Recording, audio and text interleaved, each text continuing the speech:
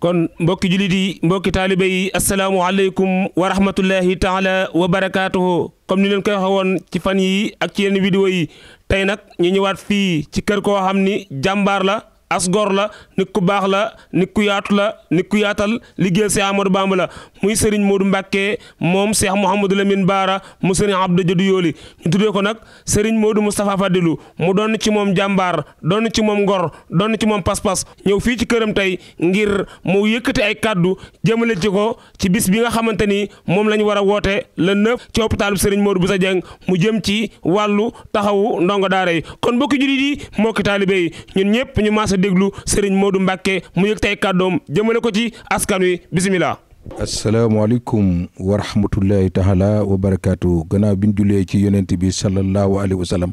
sant Cheikh Ahmadou Bamba Xaadimu Rasuul ñaanal sëñ Muntaxa mu yàgg fi lool ci wér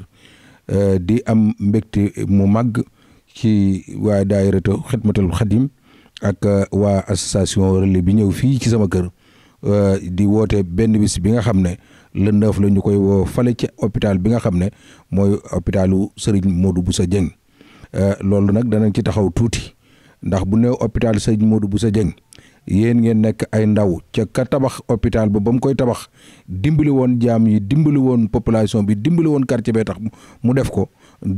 ca yàlla tax tey yéen it ngeen doon ay ndaw yoo xam ne da ngeen di jëkk dugg ci biir quartier bi dajaloo ànd nekk benn ca mënoon a jëm ci leneen loo xam ne jamono woote na ko waaye li yéen ngeen wan gannaaw loolu lépp jëm ci li nga xam ne mooy dimbali askan wi dimbali nit ñi dimbali donga daara yi nga xam ne lottu nañ ci kon mën na noo wax ne liggéey boobu maa ngi ci woo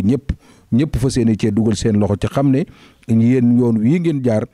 mooy yoon wi ci képp koo xam ne bëgg nga lu baax wala bëgg nga quartier bi wala bëgg nga dimbali daara dana ci dugal loxom kon lu fa seen nañ koo ànd ak yéen ñaan yàlla bis boobu ñu egg ci bismillahi rahmaani rahim jeexal ko ci alhamdulillahi rabbil alamin yàlla dafa leen ci ak pay googu ñu bokk ko ak mboolem jullit yi wasalaamualeykum wa rahmatullahi taala wa barakaatu. kon mbokki jullit yi mbokki taalibe yi ñoo ko déggandoo ci woote boobu suñu jàmbaar ji woote muy Serigne Modou Mbacké ci matal gi ak pas-pas bi ak bëgg gi ak bàyyi xel kon nag mbokki jullit yi mbokki taalibe yi ñun ñëpp nañ ko maasee waajal muy le 9 ci hôpitalu Serigne Modou Bousso Dieng bi nekk Xayra ndagam soom na yàlla.